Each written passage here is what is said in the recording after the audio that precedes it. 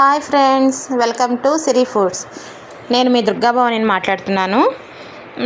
ఈరోజు మా అబ్బాయి చికెన్ బిర్యానీ చేయి మమ్మీ అని అడిగాడు. సర్లే అని చెప్పి మనం ఎప్పుడు చేసుకునే స్టైల్ కాకుండా మమ్మీ మా చిన్నపిల్లలప్పుడు చేసేవారు, ఆ స్టైల్లో చేద్దామనేసి అనుకుంటున్నాను.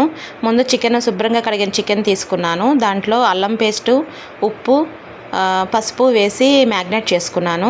కొంచెం పెరుగు కూడా వేసాను ఫ్రెండ్స్, అది స్కిప్ అయిపోయింది. తర్వాత వాటిని మ్యాగ్నేట్ చేసుకుని ఫ్రిడ్జ్లో పెట్టుకున్నాను.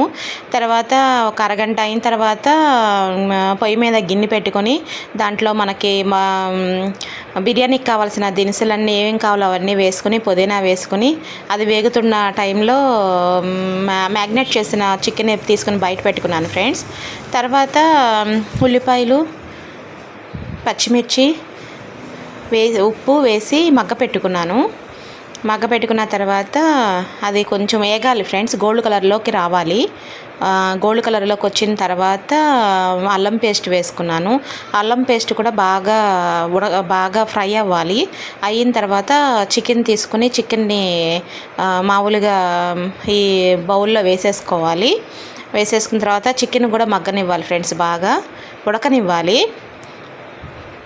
బాగా మ్యాగ్నేట్ చేసుకున్నాం కదా, అదంతా ముక్కకి బాగా ఉప్పు కారం పట్టినాయి ఆల్రెడీ. అంటే దీంట్లో కారం ఏం ఫ్రెండ్స్, ఏంటంటే పచ్చిమిర్చితో వండుతాము.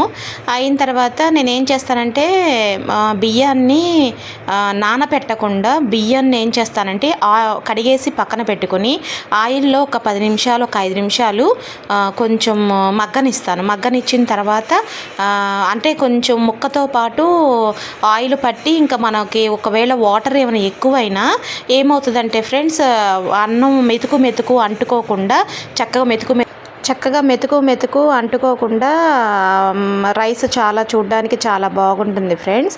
అయితే బాగా పొంగొచ్చింది.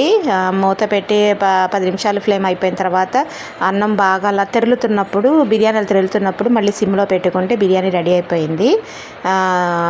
అయితే మా చిన్న పిల్లలప్పుడు మా అమ్మగారు చేసిన బిర్యానీ ఎలా టేస్ట్గా ఉందో సేమ్ అదే టేస్ట్తో కుదిరింది.